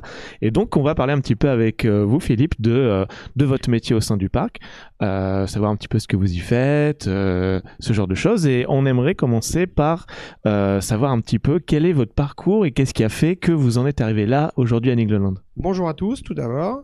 Alors déjà, je suis pas responsable technique, mais je suis directeur technique du parc. Directeur technique. Ça fait maintenant 30 ans que j'opère au parc Nigloland. Je suis arrivé sorti du berceau, je suis arrivé sorti de l'école. À 18 ans, j'ai intégré le parc. Alors au début, je suis venu faire des stages d'études dans le domaine de la maintenance. Mm-hmm. Et puis très rapidement, Nigloland m'a accompagné dans la progression de mes études, où j'ai pu faire un bac plus 3 dans une conduite de projet que j'ai pu réaliser au parc. Et puis ensuite, ils m'ont accompagné jusqu'à une école d'ingénieur où j'ai pu obtenir mon diplôme après 5 ans d'études. Une conduite de projet, c'est-à-dire que vous avez suivi un projet à Nigloland? Alors en fait, c'était suite à un BTS en maintenance où j'avais engagé une 3e année qui s'appelait un DNTS. Alors juste mettez bien le micro au niveau de la bouche. Voilà, super. Donc c'était suite à mon BTS où j'ai décidé d'engager une 3e année dont l'objectif était de réaliser un projet industriel. Donc il fallait trouver un industriel. Moi, étant déjà intégré au parc Nigloland, j'ai été voir les frères Gélis et je leur ai demandé s'ils avaient quelque chose pour moi.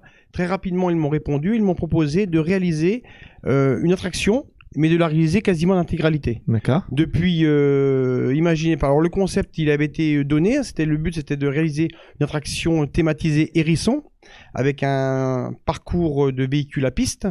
Mais surtout, il fallait qu'on y voit un hérisson avec le moins de technologie possible. Mm-hmm. Donc que les gens rentrent dans un véhicule très thématisé et avec peu ou pas de vision de la technique, de tout ce qu'on pouvait voir à cette époque-là dans les attractions. Et c'est comme ça que j'ai donc réalisé les hérissons de la forêt magique qui sont toujours là aujourd'hui. Toujours là aujourd'hui. Ça fait quelques années maintenant qu'ils tournent. Ils ont été mis en service en 95. Et puis, ils continuent toujours à véhiculer les enfants et les parents. Et puis, donc, sur ce manège-là, j'ai dû développer le concept de véhicule, trouver des solutions techniques, parce qu'à l'époque, les véhicules avaient quelques soucis avec les constructeurs et il fallait trouver des solutions. Et puis, donc maintenant, le manège a jusqu'à maintenant fait ses preuves, véhiculé beaucoup de visiteurs, et puis ça se passe plutôt bien. Et donc, Nigloland a dit, on vous garde. Exactement. Puis après, les projets se sont enchaînés parce que une fois qu'on était rentré dans ce mode où on pouvait intervenir, agir sur les attractions et les modifier, les ajuster, on a continué comme ça. Et d'ailleurs, même le diplôme d'ingénieur que j'ai pu passer avec le parc Nigloland a été réalisé en complète comme collaboration avec le parc et sur une attraction qui s'appelle le manoir hanté, qui en fait le concept était à l'époque de moderniser cette attraction qui était, on va dire clairement, bourrée de petites anomalies de constructeurs, plein de choses qui faisaient qu'au quotidien, on y passait du temps, de l'argent, de l'énergie pour des choses récurrentes qui revenaient sans cesse et donc on n'avançait pas. Donc il a fallu optimiser tout ça, quoi. Ouais, trouver une solution pour que une attraction qui à la base est ultra simple, un véhicule à piste, un 16 pistes sur un véhicule sur un trajet de 200, je sais plus, 35 mètres, c'est rien, quoi. Néanmoins, c'est quand même soumis à tout un tas de choses, de survitesse, de marche arrière anormale, de défaut d'arrêt, défaut de cellules, enfin, tout un tas de choses, détection des rideaux, je me rappelle, plein de choses qui font que ces petites attractions, qui en fait ne sont pas des petites attractions parce qu'elles sont assez complexes, eh ben, on passe notre temps à débugger, à mettre des pansements et compagnie. Donc l'idée était de dire, stop, on arrête, on trouve un concept qui permet de résoudre toutes les problématiques. Donc c'est ce que j'ai fait, et donc j'ai développé un concept qui à l'époque n'existait pas, parce que c'était quand même en 94 ou 95, 94 d'études, 95 à réalisation, pour les hérissons, et puis le manoir, c'était quelques années plus tard.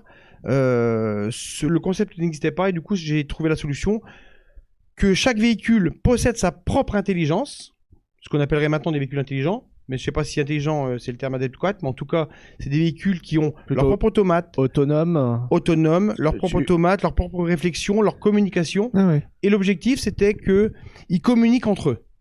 D'accord, donc, ok. Un truc très simple qui va vous parler, au manoir hanté, les véhicules, ils se détectent sans se voir.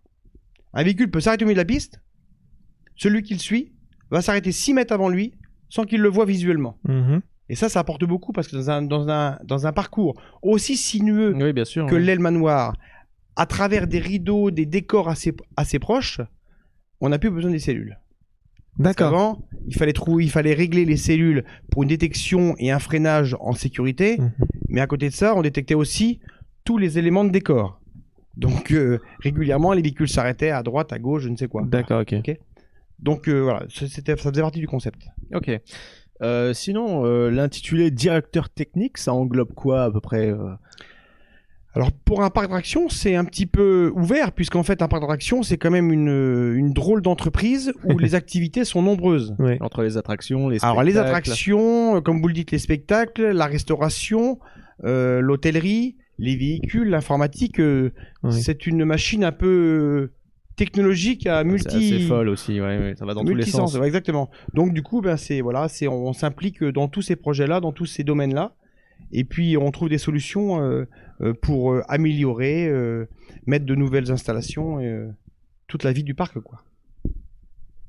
Moi j'avais une petite question. Donc nous on s'est beaucoup intéressé à Nigloland depuis l'ouverture de Krampus en 2021. Oui. Quand une nouvelle machine arrive, par exemple Krampus ou comme à l'époque le Donjon de l'Extrême, comment on s'occupe à ce moment-là pour recruter les personnes qui vont travailler sur ces nouvelles technologies, ces nouvelles machines, et comment on acquiert ce nouveau savoir-faire pour l'entretenir et la gérer au quotidien? Alors le parc Nigloland, c'est pas un nouveau-né, hein. Donc ça fait belle lurette que le parc a des attractions, que notre équipe de maintenance s'est enrichie année après année avec une expérience qui n'est aujourd'hui absolument pas négligeable. Du coup, venir acquérir une nouvelle attraction, comme peut l'être le donjon, comme vous avez cité, ou le Krampus, ça n'est pas un pas en soi. Puisqu'en fait, c'est la continuité, ça reste un coaster. Alors bien sûr qu'on peut avoir quelques petites technologies différentes qui viennent prendre naissance là-dedans, mais en réalité, ça reste un coaster. C'est un water coaster certes, mais ça reste un coaster. La tour, c'est une machine d'attraction toujours pareil, avec les mêmes contrôle système, avec les mêmes types de roues. Donc pour moi, il n'y a pas vraiment de nouveauté. Alors il est impératif, évidemment, de venir donner l'information et la connaissance à nos équipes des spécificités de chaque attraction. Il est évident qu'un water coaster, tout d'un coup, la dimension aquatique va changer un peu la donne. Oui. mais ne remet pas en cause le concept. Donc en fait, je dirais que c'est une simple évolution, année après année. Et puis, pour moi, il n'y a pas de bouleversement au sein de l'équipe. Les gens sont là souvent de longue date, ont déjà acquis une connaissance très importante sur le reste de nos attractions. Donc ce n'est qu'une évolution. Vous avez une formation qui est fournie par le constructeur à ce moment-là pour vos agents ? Alors il est vrai qu'à l'issue de l'installation, quand tout d'un coup on a quitté la phase de contrôle de sécurité qui chez nous est fait avec le TÜV technique en Allemagne, et bien dans ces cas-là, on passe 1 à 2 journées avec les constructeurs pour qu'ils viennent nous donner l'information sur les différents réglages spécifiques, sur l'attention qu'il faut porter sur tel ou tel détection, capteur ou je ne sais quoi, nous donner aussi l'information sur comment on peut bien manager l'écran qui est sur le pupitre, et puis on fait des manipulations avec lui. Donc l'idée c'est de gagner du temps, de prendre du savoir, mais comme je vous le disais, ça remet pas en cause la technologie, quoi. C'est la routine, quoi. Voilà. Et du coup, comment se passe le rapport entre vous, c'est-à-dire toute l'équipe de maintenance, et aussi les employés? Est-ce qu'il y a une information qui est transmise, par exemple, quand les opérateurs sont formés sur l'attraction et quand ils détectent en fait une problématique qui est en dehors de leurs compétences, ou alors qui nécessite justement des compétences techniques, c'est-à-dire une intervention en machinerie, est-ce que eux, ils ont déjà des clés en fait pour résoudre certains problèmes, certaines anomalies qui remontent au niveau du contrôle du système, ou alors c'est vraiment à la maintenance de tout gérer, de tout redémarrer elle-même? Non, alors pas complètement. En réalité, à Nigloland, on essaye de former les opérateurs pour qu'ils maîtrisent la machine et qu'ils la connaissent, parce que c'est quand même les yeux qui sont là en présence, les oreilles en permanence. Donc ça a vraiment du sens pour nous, en tout cas, pour moi, ça a du sens qu'ils vivent avec la machine, qu'ils la maîtrisent. Donc la première chose, c'est qu'on leur apprend bien comment ça fonctionne. La deuxième, ils reçoivent une formation depuis les superviseurs qui leur montrent comment on opère la machine. D'accord ? On appuie là, on lance, on ferme les portes, l'attention qu'on doit porter et compagnie. Et ensuite, toutes les anomalies ou les événements qui peuvent survenir, là, il y a plusieurs cas de figure. Soit c'est pas grand-chose et ils ont été formés pour la remettre en route, soit tout d'un coup, c'est une panne bloquante qui nécessite l'utilisation d'une clé de sécurité qu'ils ne possèdent pas, et auquel cas, ils doivent savoir réagir, prendre le téléphone, appeler le service maintenance et réagir directement sur traction en rassurant les gens, en allant voir si dans telle ou telle zone, si tout est en état, bien stoppé et compagnie. Vous voyez ? Mais ils ont quand même, je pense, une vraie part dans l'intervention, parce que c'est eux qui vont déjà engager l'intervention, et puis derrière, ils ont quelques possibilités d'évacuation ou selon les attractions. D'accord, donc chacun connaît bien son rôle, j'ai envie de dire, entre les opérateurs, qui peuvent intervenir jusqu'à une certaine limite, et la maintenance, du coup, qui est là pour intervenir justement sur ces anomalies bloquantes. Et personne ne dépasse finalement ces plates-bandes, quoi. Alors non, c'est toujours... Ça, c'est toujours bien, ça va bien dans un texte, c'est bien écrit. En réalité, sur le terrain, on fait au mieux. Et puis surtout, quand nous on intervient en maintenance, on a aussi besoin des opérateurs. Parce que si tout d'un coup, il y a une information donnée à nos visiteurs sur un temps de rétablissement, pour leur expliquer déjà ce qui se passe et pourquoi ils sont dans les véhicules arrêtés, on a aussi besoin des opérateurs pour encadrer les gens dans les véhicules. Oui. Nous, on s'occupe de la partie technique, on va voir ce qui se passe dans l'automate, on va aller régler telle ou telle problématique, mais il faut qu'il y ait toujours que les clients soient pris en charge par des employés, et dans ces cas-là, c'est les opérateurs qui vont prendre cette fonction. Même si vous prenez la main sur la machine, du coup l'opérateur lui est toujours là pour rassurer les clients, gérer le flux, etc. Et puis il faut pas oublier qu'il faut aussi s'occuper de la file d'attente dans l'attraction. Donc voilà, il y a tout un contexte où on est toute une équipe pour remettre en route au plus vite. Et en termes de temps, pour remettre en marche une machine à Nigloland, en général, ça se passe très vite dès qu'il y a un appel de la part de l'opérateur. Alors l'intervention, on fait tout ce qu'il faut pour que ça aille très vite. On a en permanence un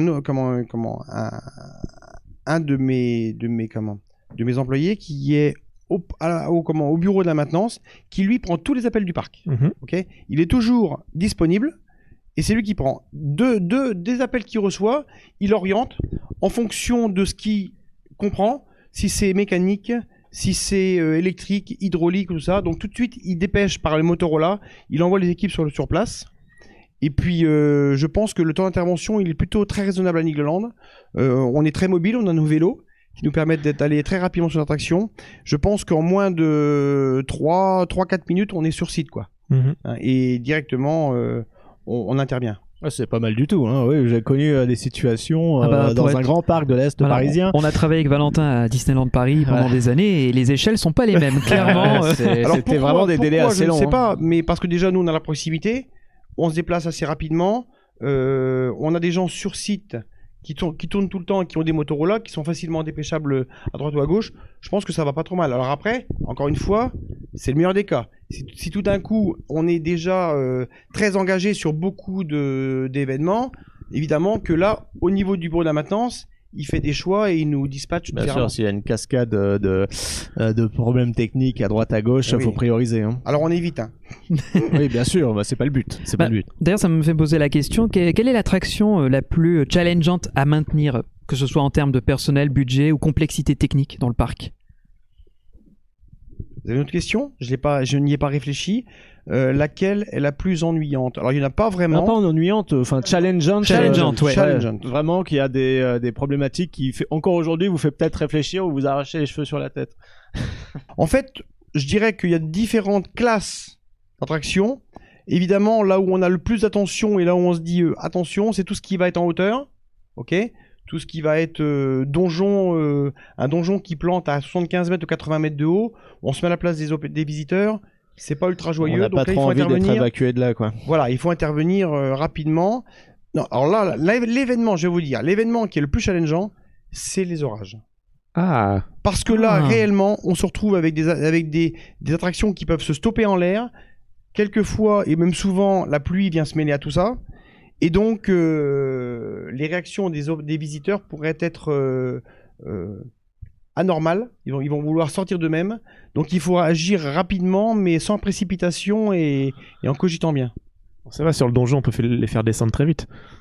Non, alors c'est pas juste, hein. S'ils sont arrêtés en plein milieu, c'est pas très vite, hein, non. Donc, voilà. D'accord. Ok. Bah. Ah, très bien. Alors, moi, la question que j'ai envie de vous poser également, c'est par rapport au Niglo Show, qui est le spectacle de duo animatronique, Oui. qui a eu le droit à une grosse remise à niveau l'année dernière. Un petit lifting, oui. Exactement. Est-ce que le fait de l'avoir mis à jour techniquement et technologiquement vous a simplifié la maintenance régulière? Est-ce qu'il y a eu grâce à ça des effets qui étaient disparus, qui ont pu réapparaître? Enfin, justement, toute la mise à jour du Niglo Show vous a apporté quoi finalement? Alors, elle nous a apporté quoi? Elle nous a apporté de nous sécuriser. Parce que le Niglo Show, qui avait été mis en 90 ou 91 exactement, merci Rodolphe, il était plus maintenable. Il était fait avec il permettait de fonctionner avec un ordinateur 286. Vous n'étiez pas né. Greg est et choqué. les sauvegardes qu'on avait étaient des floppy disques. Ah, sur des disquettes Les floppy, là, les floppy. de ouais. 4, Les 5 un quart ou 5 et demi. Oh je la sais plus, vache. 5 un quart. Donc, s'il Grosse avait disquette, fallu ok. qu'on fasse une modification de programmation et remettre tout ça en service, je pense qu'on n'y serait pas parvenu. Donc là, on avait déjà pris un risque assez conséquent de rester comme ça très longtemps. Ah ouais. Il était bien de trouver une solution pour que ce soit maintenable et dépannable. Voilà. Et puis Donc bon, ensuite, avec toutes les ondes magnétiques des téléphones maintenant, des disquettes comme ça peut s'effacer. ouais, il a quand même supporté l'injection de courant du Goldmin Train à côté des années. Ça a tenu. Très bien. Donc c'était relativement fiable, mais en cas de problème, on n'était pas capable de le remettre en service dans un délai raisonnable. Donc du coup, on a fait le choix de changer ça. On n'a pas beaucoup changé le show, puisqu'en fait, on a repris les bandes originales. Par contre, c'est clair que tous les projecteurs où on est passé en LED, pour tout un tas de raisons énergétiques... Ça fait du bien sur la tension. Ouais, ça ou même la température et les risques d'incendie. Ça, oui. Ça a aussi apporté que l'éclairement est bien plus clair. On voit beaucoup plus les costumes. Les costumes sont plus vivants et éclatants que ça n'était à l'époque. Voilà. Et les animatroniques en eux-mêmes, est-ce que vous les avez modifiés, changés, ou est-ce que vous avez gardé les pistons, les systèmes qui étaient déjà à l'intérieur? Comment ça a été fait? Modifier, changer, non. On a changé, je pense, 80% de tous les vérins. Ok. Alors ça peut paraître beaucoup, 80%, ou peu vis-à-vis de l'âge de l'attraction. Mais il faut s'imaginer quand même qu'une attraction comme ça, elle est très loin d'user et d'arriver à un temps de cycle des matériels optimum. Une attraction, un vérin aujourd'hui, il est fait pour 2 millions de cycles. Faire 2 millions de cycles, 2 millions de mouvements avec le bras au niveau du Niglo Show, il va falloir tourner des années. Hein. Et donc c'est pas une attraction qui use D'accord. par les fonctionnements. C'est plus le temps qui passe qui va altérer les joints, tout ce qui est dans les électrovannes. Mais néanmoins, on a quand même, comme on avait quelques petites fuites, quelques réactions de mouvement qui n'étaient pas aussi dynamiques qu'il aurait dû l'être. On est passé avec des vérins neufs. Et du rythme fatigué peut-être. Ouais, voilà. Alors, du rythme, tout changé. Hein. Oui, on a changé absolument vaut mieux, tout. j'imagine. Exactement, voilà. Mais on s'est retrouvé confronté à des problèmes. C'est que les vérins Festo à l'époque avaient des cotes et que maintenant ils sont passés ISO, ils n'ont plus les mêmes cotes. Donc il a fallu les adapter. Donc il y a eu un petit peu d'adaptation mécanique à faire. Donc il y a eu un peu de bureau d'études pour justement remettre un peu à plat tout ça. Alors bureau d'études c'est peut-être un peu sévère. Alors de l'atelier pour tendre voilà. Non, pour c'est que ça plutôt rentre. adaptation. on prend l'animatronique, on regarde ce qu'on peut faire, on regarde des courses et on refait les fixations qui vont bien. Ok, très bien. C'est super pas mal, intéressant. hein, je pense. Est-ce qu'on aurait le temps juste pour une petite dernière question? Allez-y, je vous en prie. Comment fonctionne justement dans les projets de nouvelles attractions? Est-ce que l'on vous inclut dès le départ dans la phase de réflexion-création, on vous demande justement votre regard en tant qu'expert de maintenance et expert technique, ou est-ce que on va d'abord laisser plein pouvoir à la création et vous après vous intervenez pour solutionner et trouver les solutions techniques? Comment ça fonctionne dans un nouveau projet comme ça? Alors depuis des années, je suis intégré quasiment au début des projets quand ils sont imaginés. Je laisse à Rodolphe et à la famille Gélis le choix de trouver l'idée qui va bien, le concept qui va bien vis-à-vis de ce qui sort, de ce qu'on peut faire comme attraction. Mais dès lors où l'idée est posée sur le papier, assez rapidement je suis impliqué dedans pour aller voir ce qui se fait dans ce domaine-là, visiter les attractions, me faire une idée sur le concept technique qui est offert par les constructeurs. Et souvent, ça se termine par un cahier des charges sur ce qui va pas trop bien ou ce qui va très bien, de manière à pouvoir adapter ou améliorer l'attraction pour qu'elle puisse arriver à Nigloland et qu'elle puisse bénéficier de notre expérience. D'accord, donc le constructeur peut faire l'attraction en fonction de votre cahier des charges et... Ouais, c'est pas des remises à plat, hein, mais Oui. c'est des corrections, des adaptations, de manière à ce que notre expérience, ce qu'on connaît depuis des années sur des dysfonctionnements ou des problématiques, C'est on pour arrive anticiper certains à problèmes. anticiper et à pas se dire on le savait mais on n'a rien fait. Quoi. C'est vrai que c'est intéressant parce que le constructeur finalement est moins habitué à l'exploitation que vous, donc... Complètement. Et d'ailleurs, vous avez raison de le souligner, les problématiques en général elles viennent de ça, du fait qu'ils n'exploitent pas, que ça passe une fois que c'est assemblé, mais derrière il ne va pas jouer avec tous les jours et que c'est pas des problématiques pour lui essentielles, Oui. alors que pour nous elles le sont. Donc même eux finalement ils peuvent en prendre de la graine pour même les clients suivants de Oui, votre alors, expérience et de certains votre retour. constructeurs jouent bien le jeu. Je pense notamment à Funtime, où ils écoutent bien, ils en prennent l'expérience et derrière, on voit très bien que derrière, ils déploient et chez des parcs concurrents, ils mettent nos idées. J'ai l'impression que leurs attractions sont assez modulables en fonction de la demande des Ouais, clients. c'est déjà des gens très ouverts. Mhm. Très ouverts techniquement, ils écoutent bien, ils réagissent bien et je pense que ouais, ils sont vraiment très agréables à travailler. D'accord. Ok, bah c'était super. On a appris plein de choses, c'était super intéressant. On va pas vous retarder plus parce qu'il y a des manèges à réparer. Il n'y a rien à réparer, on va ouvrir, il n'y a plus rien à réparer. Je plaisante. On va sortir de l'hivernage, voilà. Mais en tout cas, oui, déjà pour l'ouverture, l'avant-première de Krampus à laquelle on avait droit, c'était super intéressant de découvrir du coup les coulisses techniques grâce à vous. Et on a hâte du coup d'avoir droit à un futur speech dans une future attraction. Et ben nous on a hâte aussi. Voilà. Bah, Alors je vous donne fantastique. rendez-vous à bientôt. Bah à bientôt. Merci beaucoup. à vous Merci en à tout vous. cas.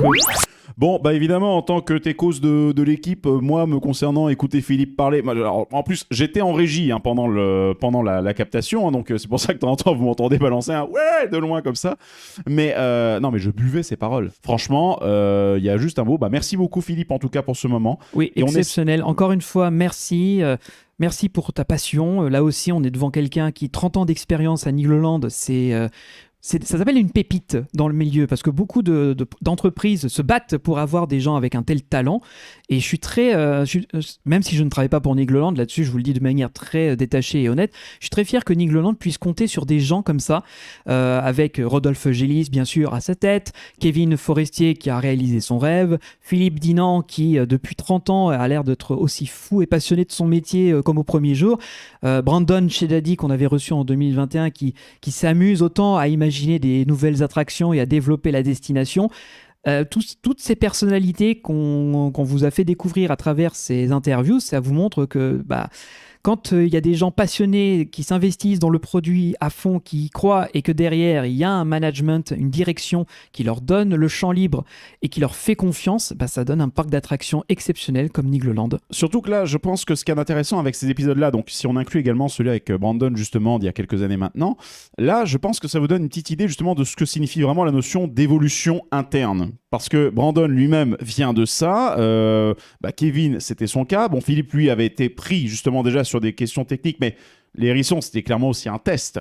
Et donc, on voit un petit peu comment est-ce que tout ça évolue. Donc, maintenant, voilà, c'était pour ça qu'on avait à cœur de faire ces interviews. Qu'on soit parfaitement d'accord, le truc, là, l'épisode n'est pas sponsor par Nigloland. Hein. On a été, bien entendu, invité à aller voir l'hivernage, parce qu'on connaît bien Rodolphe. Et donc, on avait l'occasion de discuter un peu avec lui et de faire justement ce petit after 2 ans après Krampus, le match retour en quelque sorte, donc voir un petit peu et faire un petit débrief de tout ça. C'était ça qui nous intéressait à la base, mais on n'a pas été rémunéré ou quoi que ce soit. Hein. Donc c'est la raison pour laquelle on fait cet épisode-là, encore une fois, c'est pour vous permettre d'entendre un petit peu les paroles de professionnels du secteur, pas nécessairement les personnes les plus en vue. On pense toujours en général soit au directeur du parc, soit aux opérateurs des attractions, soit aux personnes qui sont dans les allées, hein, quand on pense justement à un parc d'attractions, mais il y a tous ces autres métiers qui sont un peu moins connus et justement on voulait vous les exposer. Il y en a encore plein d'autres, donc on espère qu'on aura l'occasion de vous faire encore bien d'autres épisodes.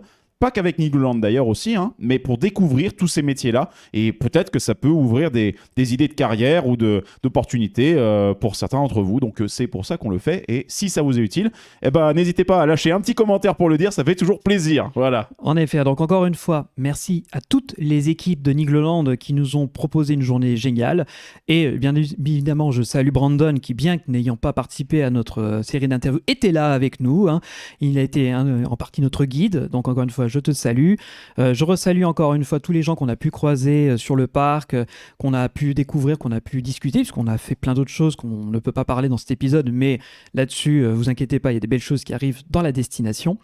Et bien sûr, merci encore une fois à tous ceux et celles qui continuent à nous écouter, que ce soit sur toutes les plateformes de streaming, vous connaissez à les connaître, je ne vais pas les redire, et bien sûr YouTube, qui continue à nous faire vos retours, parce que l'air de rien, ça nous motive à aller plus loin. Donc merci encore très sincèrement. Et je veux juste terminer, merci à nos comparses qui ne sont pas là avec nous autour de la table exceptionnellement parce que les plannings, toi-même tu sais.